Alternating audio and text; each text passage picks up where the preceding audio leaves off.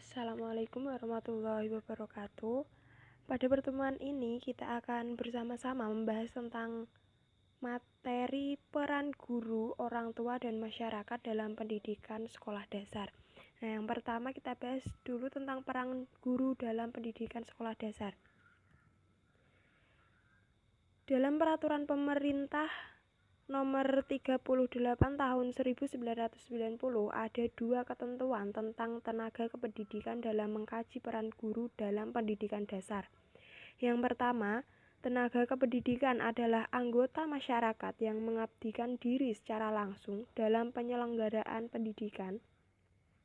Yang kedua, tenaga pendidikan adalah tenaga kependidikan yang bertugas membimbing, mengajar, dan melatih peserta didik. Ketika proses pembelajaran, sikap tanggung jawab, disiplin, serta wibawa itu sangat penting diterapkan oleh guru. Ketika guru mengajar, selain harus menguasai materi yang akan disampaikan, guru juga harus bersikap disiplin, contohnya dalam disiplin waktu. Guru juga harus bertanggung jawab dalam mengerjakan materi hingga peserta didik paham akan apa yang dijelaskan guru tersebut. Guru juga harus bersikap wibawa supaya peserta didik ini tidak semena-mena dalam pembelajaran. Selain itu, guru harus pintar dalam menjaga hubungan dengan peserta didik untuk menjaga situasi pembelajaran yang efektif dan kondusif. Selanjutnya, peran guru sebagai pengajar. Pengajar sendiri dalam artiannya adalah orang yang mengajar. Nah, tugas guru yang utama ini adalah mengajarkan ilmu kepada peserta didiknya dengan menyampaikan materi pada proses pembelajaran, menggunakan strategi dan metode tertentu yang tujuannya agar peserta didik mampu dengan jelas memahami materi yang disampaikan. Yang terakhir, peran guru sebagai pelatih. Berkenaan peran guru sebagai pelatih ini, maka tugas dan fungsinya adalah membina siswa-siswanya dengan mempengaruhi, membimbing, memotivasi, dan mengarahkan agar siswa-siswa itu berbuat atau berperilaku sesuai dengan tujuan yang ingin dicapai dalam kegiatan proses belajar mengajar. Akan tetapi tampaknya tidak terlalu banyak dituntut bagi guru SD untuk berperan sebagai pelatih. Karena peran guru sebagai pelatih ini lebih banyak dilaksanakan oleh para pendidik pada jenjang setelah sekolah dasar. Sedangkan guru pada jenjang sekolah dasar ini lebih diutamakan berperan sebagai pengajar yang mendidik karena siswa SD ini lebih memerlukan bimbingan dan pengajaran. Guru tergolong dalam tenaga pendidik yang berperan membimbing, mengajar, dan melatih peserta didik. Peran guru sebagai pembimbing merupakan peran yang sangat menentukan, sehingga diharapkan guru mampu menjadi panutan yang patut digugu dan ditiru oleh peserta didiknya. Sehubungan dengan perannya sebagai pembimbing, seorang guru harus dapat mengumpulkan data tentang siswa, mengamati tingkah laku siswa dalam situasi sehari-hari, mengenal para siswa yang memerlukan bantuan khusus, mengadakan pertemuan atau hubungan dengan orang tua siswa, baik secara individu maupun secara kelompok, untuk memperoleh saling pengertian tentang perkembangan pendidikan anaknya. Selain itu, guru juga harus bekerja sama dengan masyarakat dan lembaga-lembaga lainnya untuk membantu memecahkan masalah siswa.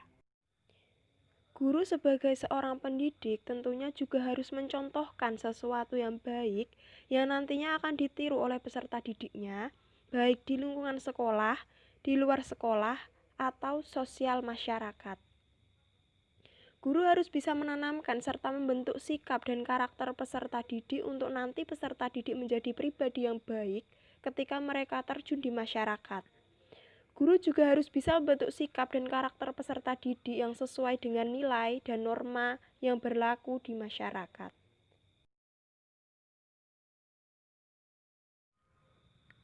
Yang kedua, peran orang tua dalam pendidikan sekolah dasar.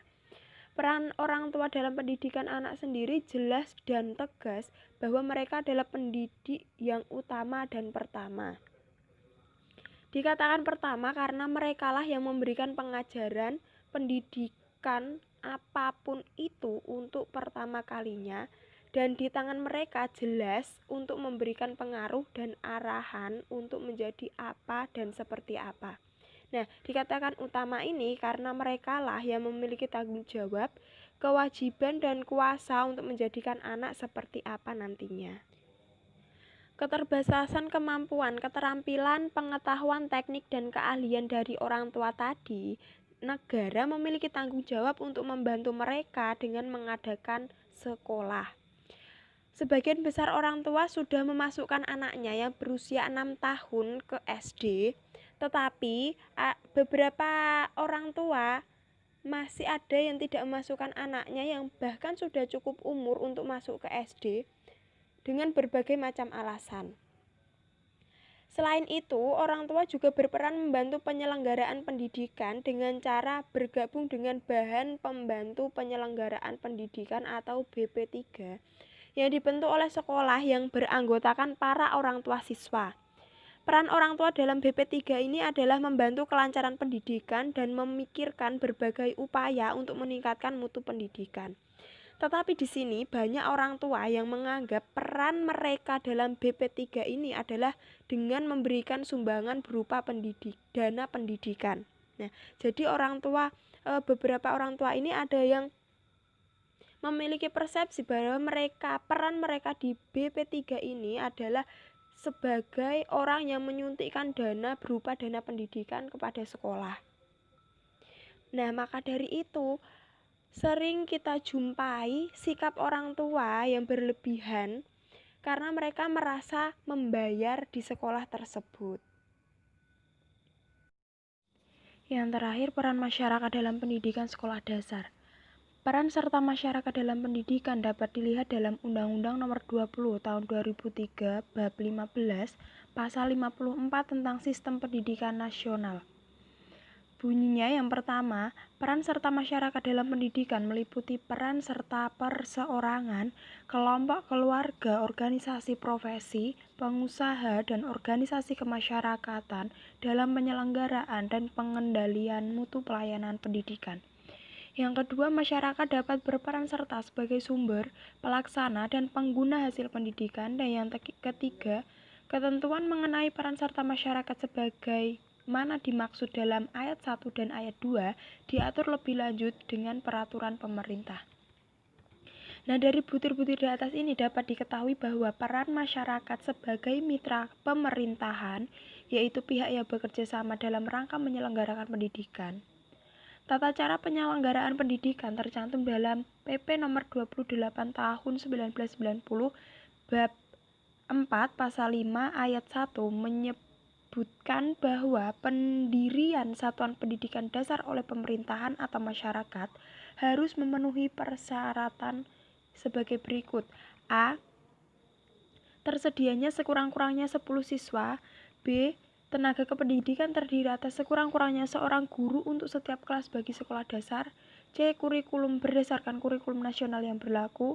D. Sumber dana tetap yang menjamin kelangsungan penyelenggaraan pendidikan dan tidak ada merugikan siswa. E. Tempat belajar. Serta yang terakhir F. Buku pelajaran dan peralatan pendidikan siswa yang diperlukan.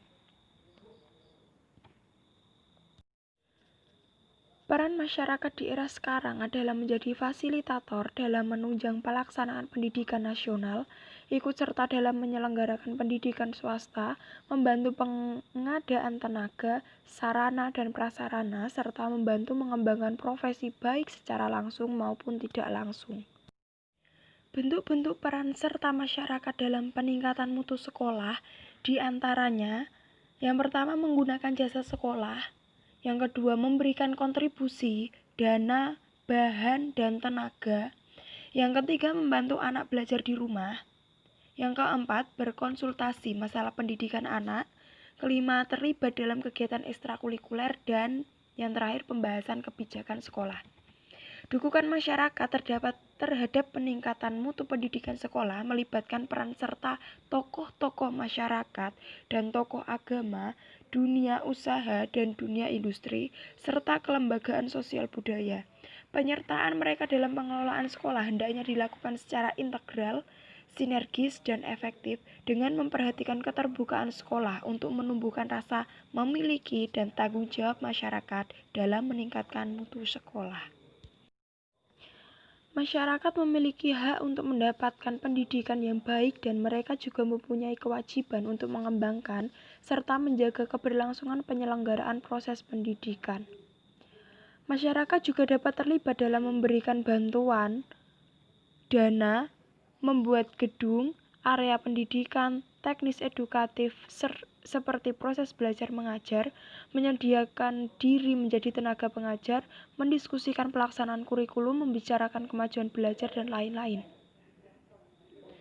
Banyak hal yang bisa disumbangkan dan dilakukan oleh masyarakat untuk membantu terlaksananya pendidikan yang bermutu, mulai dari menggunakan jasa pelayanan yang tersedia sampai keikutsertaannya dalam pengambilan keputusan. Peran serta masyarakat dalam meningkatkan mutu sekolah ini mencakup seluruh stakeholder, yaitu orang tua, masyarakat, dan komite sekolah. Terima kasih, mungkin itu yang dapat kami sampaikan. Kurang lebihnya mohon maaf apabila ada salah kata. Wabillahi taufik wal hidayah. Wassalamualaikum warahmatullahi wabarakatuh.